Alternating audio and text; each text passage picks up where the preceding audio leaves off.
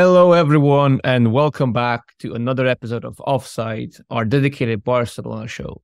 Now, last week, we started our brand new series in which we will take a look at Barcelona's squad and give you a brief mid-season review of their performances so far. We started off with Araujo, looking at his strengths and weaknesses, and this week, we will tackle Frenkie De Jong. So we will look at Frenkie De Jong's strengths and his weaknesses, and we will look at the stats, we'll look at the actual, let's call it the tactic sports stuff as well. And that way we can get a clear picture of what Frenkie is currently going through. Okay, so the first situation I would like to look at is actually one of Frenkie's strengths. And this is a game against Real Betis.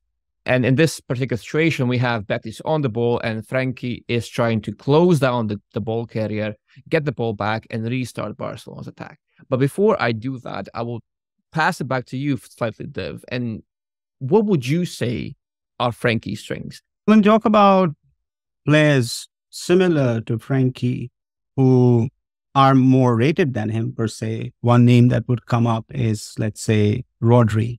But if you compare their stats over the last 4 seasons, Frenkie's carries, progressive carries, are actually more than Rodri's.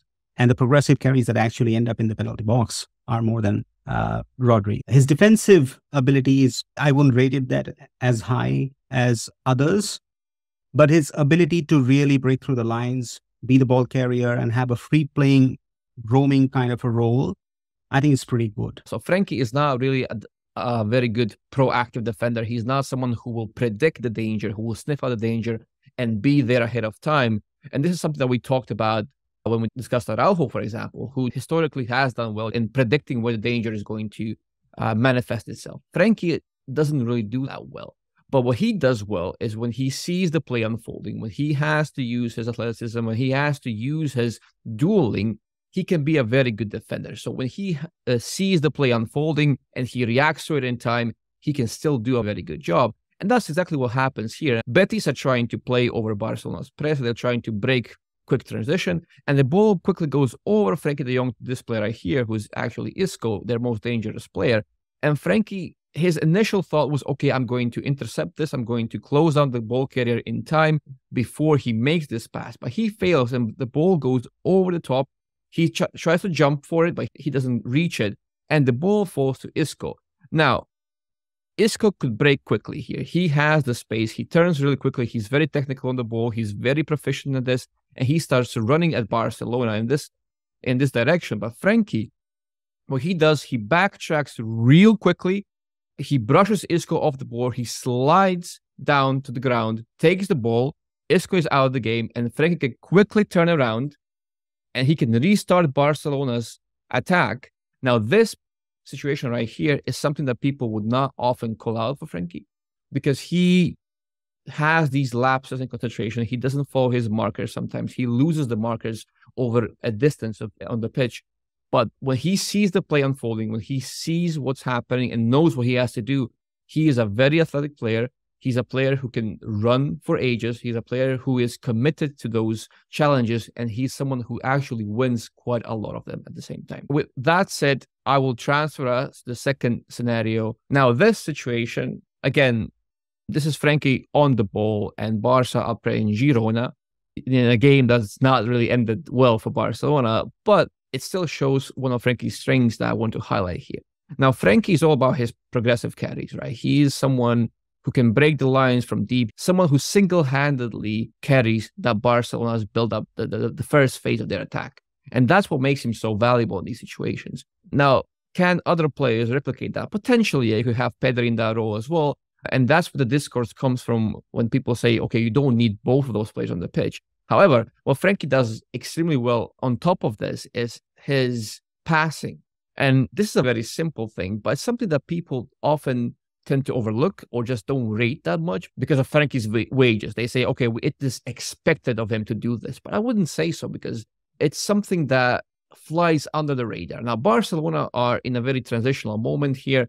And this is one of the things that Xavi wants his player to do. That's because Xavi, the player himself, was like this. He would see the action unfolding. He would see the space. Where is the space and how can I access the space quickly? And Frenkie can do that. So he sees a player over there making a run beyond the defensive line of Girona, and he sees where the space is right there, and he knows how to access it quickly. Now, there are not many players in Barcelona's lineup who can be this deep presence, but transfer the ball forward quickly and with precision. But Frenkie can. He takes the ball, he runs a little bit with it, he sees where the space is, and he sends a perfect pass all the way from the back line into the space, and it falls into the feet of the attacker, who can then try and score the goal. Barca, unfortunately, don't score the goal here, but that's an entirely different problem. This, however, shows that he has the ability in him to send these passes that normally look very difficult, and they are very difficult to execute, but he executes them with almost in an effortless manner. I agree with this and most of the other analysis, Dom, but he's been here for 5 seasons in Barcelona, and he's played more or less similar kind of roles. I think his role adjusted a little bit with Koeman, then it adjusted a little bit more with Xavi, but I think Xavi is credited to get the best out of him, but mostly because it was the situation of the squad. But let's think about the first 2 seasons when we had still got the likes of Messi and Griezmann. Some of these skill sets that he has, his line breaking, his ability for progressive carries, his ability to pinpoint a pass, it never really became differential for the team, even when we had differential players up top. Right now, there can be an excuse that our forward line is not the best, so we can't really take advantage of it. And I get that. I agree with that. But over 5 seasons, my question would be, why does it never seem to materialize? I think if we look at Frenkie De Jong and the most value he gives you, it's in a very specific area, right? He's a player who does a lot of things well. But in this Barcelona team, his value only comes to light in that first phase. So he's often, and this is also potentially a structural flaw, but he's often the man who single-handedly carries our build-up play, right? So he is, and we saw against Alaves, for example. We had Christensen and we had Frenkie De Jong.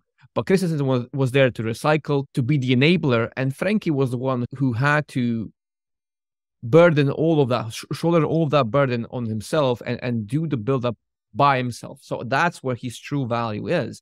I'm not coming from a financial point of view. He may have cost millions of dollars more or millions of dollars less.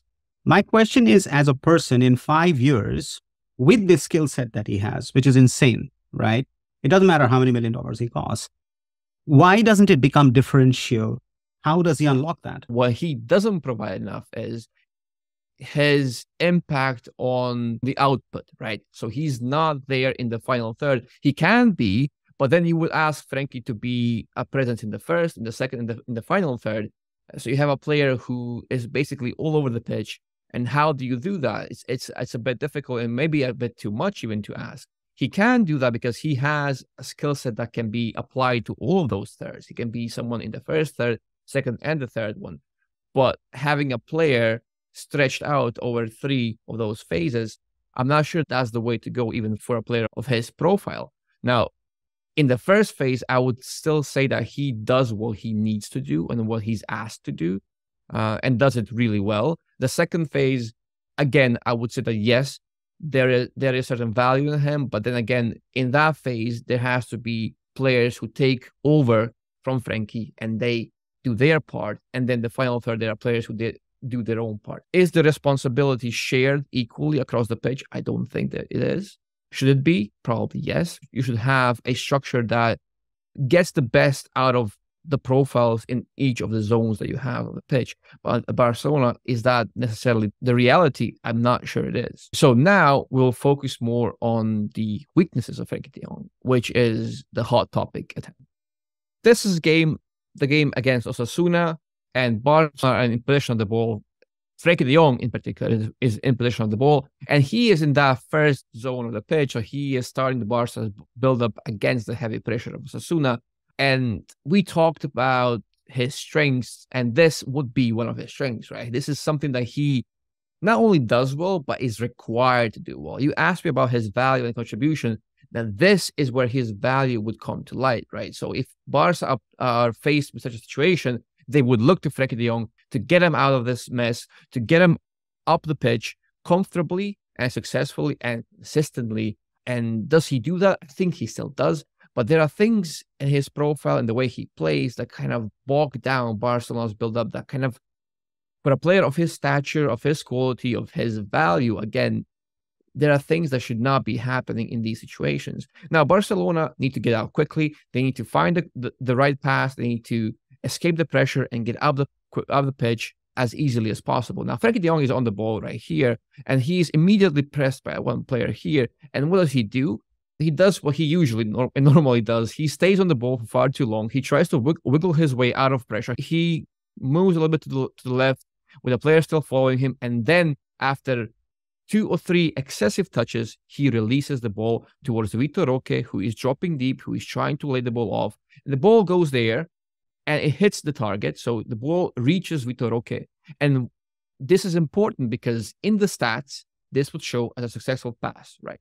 It will be a completed pass from Frenkie De Jong, and it wouldn't be statistically his mistake to make. However, even though he moves right here to get the ball from Vitor Roque immediately with a 1-2, the ball, it puts Roque in a very ungrateful position with a player on top of him immediately, and the ball bounces off to this player instead of Frenkie, which was the plan.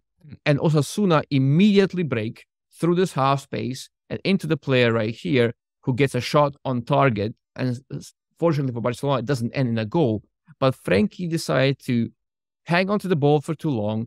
He made a couple of touches that were not optimal, and then he sent a pass that put his teammate in a suboptimal position to receive. He did receive the ball, but he received the ball with a player on top of him, facing his own goal, not with the right body orientation, and with no clear target to aim for immediately and with ease. So Frenkie caused this ball to be lost, even though his pass was ultimately successful, or at least statistically successful.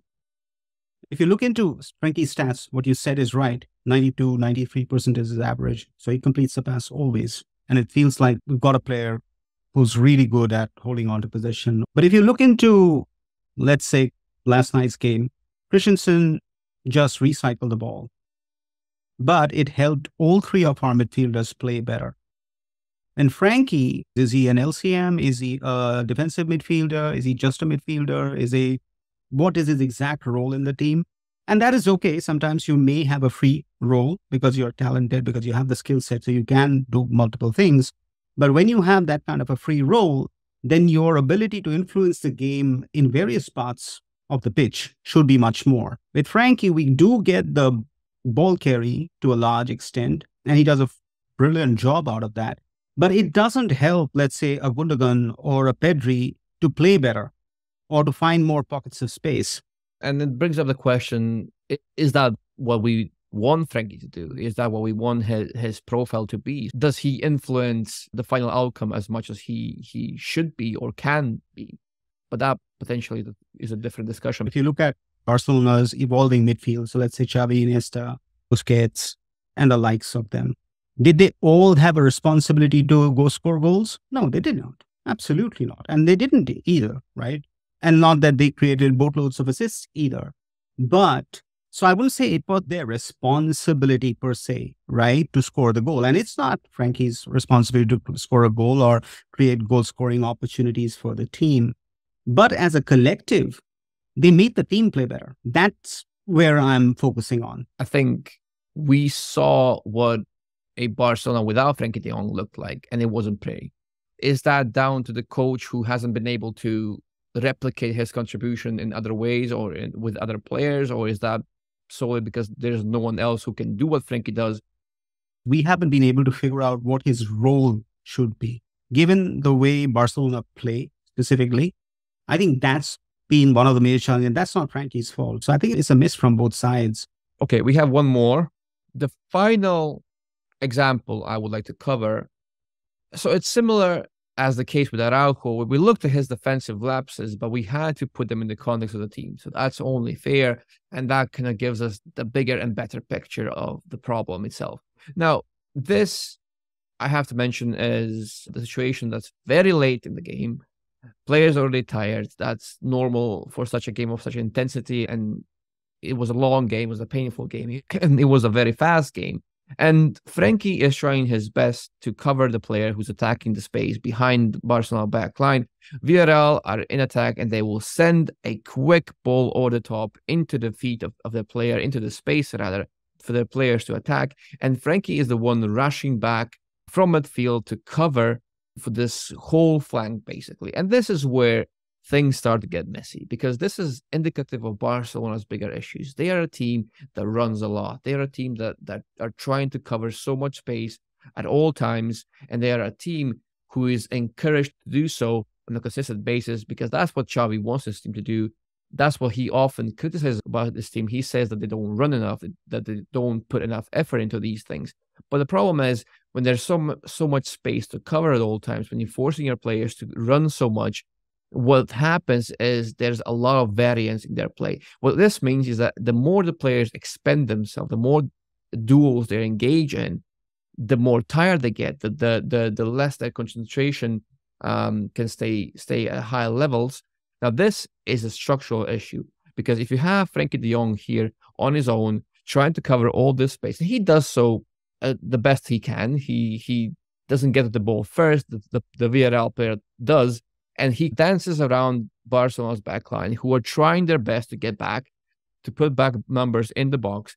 But what ends up happening is a big scramble across the pitch, and you have players running around, for the lack of a better term, like headless chicken. And Frenkie De Jong is trying to put a tackle in. He cannot. The player dances around him. The ball bounces around. He is the one that's trying to put in the effort, who's trying to run as much as he can, but he's running reactively, right? He's always one step behind. He's always trying to compensate for something, and he's running around, and the ball bounces around a couple of times, and in the end, he ends up on the ground because he's exhausted, and Villarreal scored the winning goal, and Barca lose the game. Now, it's part of a collective defensive issue, and it's something that we can mention as Frenkie's weakness, and it is a Frenkie weakness, but at the same time, it's something that's not helped by the team around him, by the collective. And that, to me, is a sign of a deeper problem. I think Barcelona as a team, especially this team, struggle wherever there is a concerted form of attack. You float crosses into the box. We might have 60 people in the box. We still will scramble. We just don't have defensive cohesion when there are numbers coming in at us. We just don't have that capability. There are a few players who are very good at one-on-one defensive interceptions, I would say. But when it comes to a collective onslaught, whether that be a transition or a very focused approach of floating crosses into the box, because by now teams know that we struggle at it and we have a goalkeeper who's not very good at it. All right. So what I did was I took a look into the last 4 seasons of data for La Liga only. So if you look into Frenkie's profile back when it was 2021, just a couple of seasons or one season after he had actually transferred into Barcelona, there are a few things that stand out. His passes per 100, which Dom has talked about, his ability for the long pass, which again Dom mentioned, his ability for short passes, keeping it clean and tidy. But his progressive passes were less. Tackles and intercepts were never really his strong suite. And you can see that 3 or 4 years ago in his profile. And as he evolves in Barcelona and the next season, and this is primarily Koeman's season that we are talking about, when Koeman was our coach for a little while, his aerials improved massively. His non-penalty XG improved massively. And if you remember that season, Frenkie was playing with a lot of freedom, which probably Koeman, knowing him, adjusted the team to play that way. So his impact on that part of the game was much higher. And looking at 2023 and 2024, we see a very different picture. And this is the Xavi experiment that we did. And there you can see his carries, passes, aerials, and his assists are improving, but his non-penalty XG has come down compared to the Koeman era. And his intercepts have gone up, which means there was probably a little bit more focus on defensive solidity that came with Xavi asking the team to defend as a unit and attack as a unit and run a lot more, which Dom alluded to a little while back. And then if you look into this season, there is a glaring gap in the defensive aspect of the game. But on the other side, he's a really wholesome midfielder who's providing us a lot of passes which carry threads. He's initiating a lot of actions that can drive an assist or create a goal-scoring opportunity. You can see the ability of the player to evolve over time. But what I have not seen here within Frenkie, which I saw in kind of in Araujo, was there isn't a weakness that he has improved massively from a profile perspective in the last 4 seasons.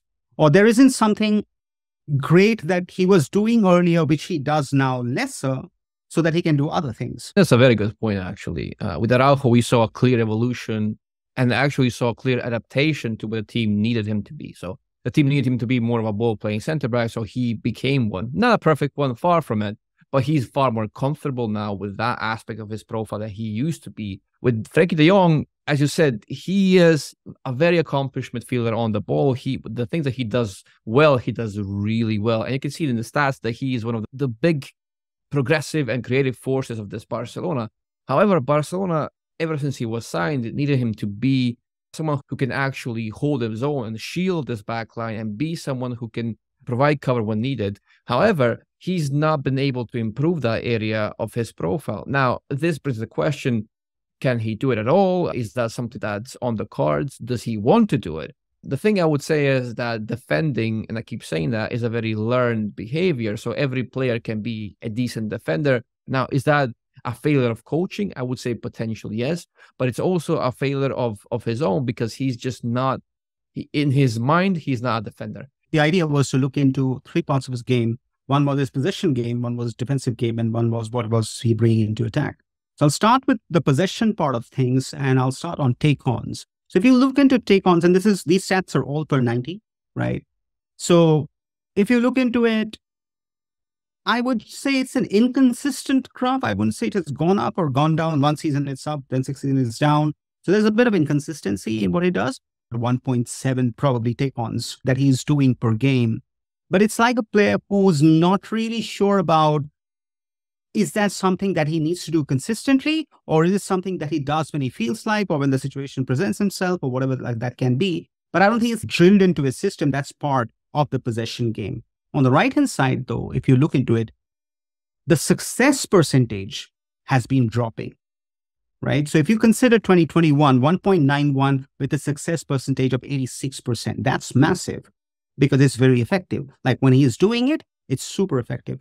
But when you take 2023, 24 and 1.53 and a success percentage rate of only 59, that tells you that half the time, whatever he's trying, that is also not working out. And that is a problem, because if your percentage is falling, which means you're being less effective over time. Yeah, that's a concern. If a strength of his is actually being less effective with time, that is a problem, because obviously Frenkie is a player whose certain abilities, certain skill sets are most highlighted in his profile, and that would be his take-ons, his progressive carries.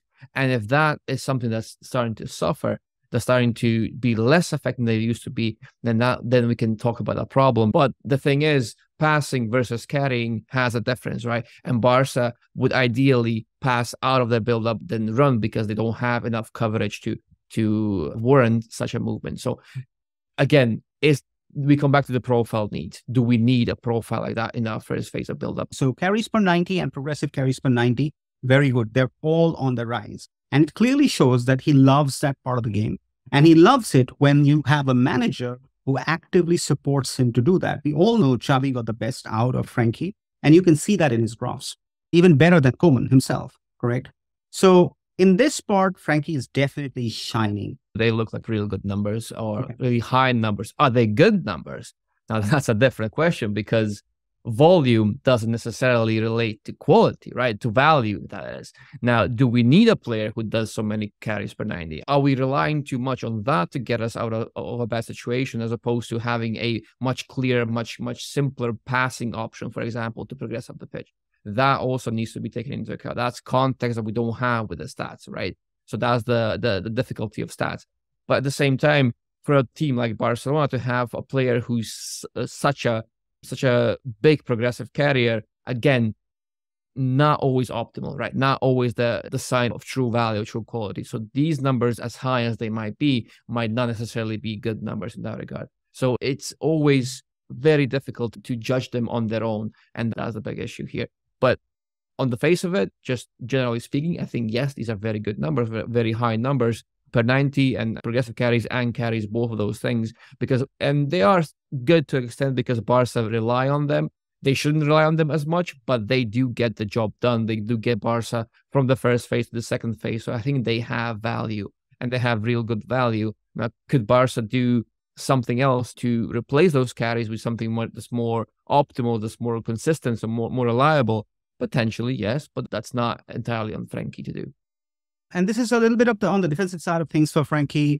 It is his tackle win percentage and the interceptions per 90 that we're talking about here. So if you've seen over time, his tackle win percentage has come down, and we alluded to that a little bit while ago, his ability of taking on challenges, right?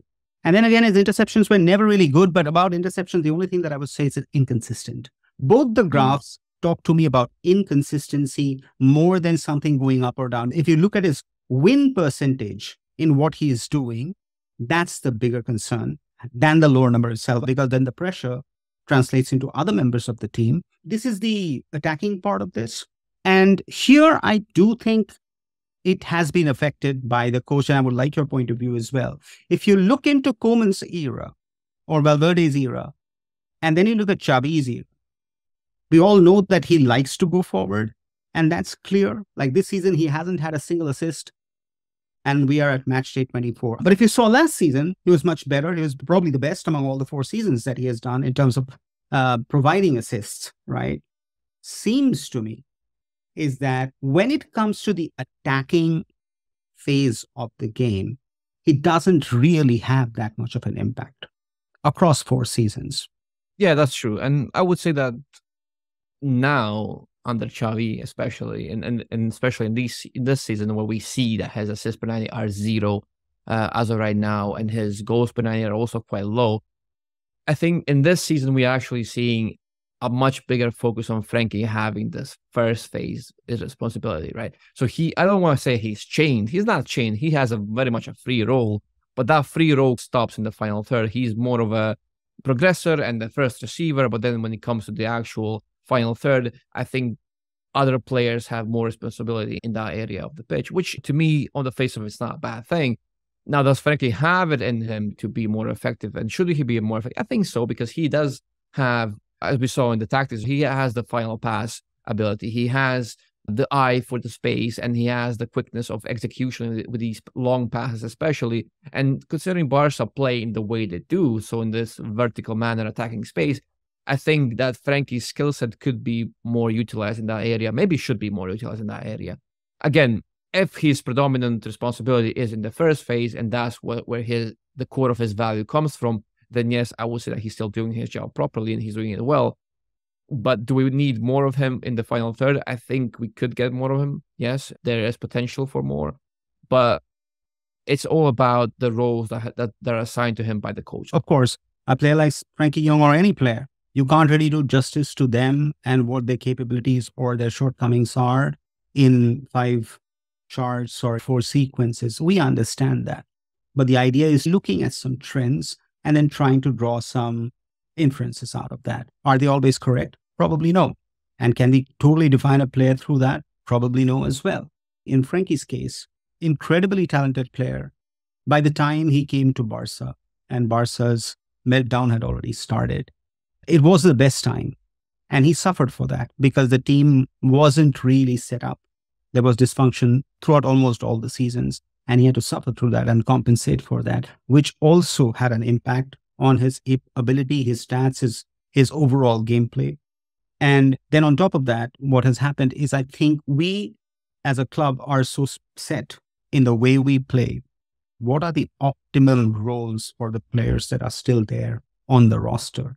We have used talented players to do things that they're not really good at or they don't really want to do because of the way we play. So either we get players who really live up to that ideal, or we get a coach who optimizes for the players that we have and maybe adjust the way we play and be a better team than what we are now. With that, Visca Barca, and see you on the next one.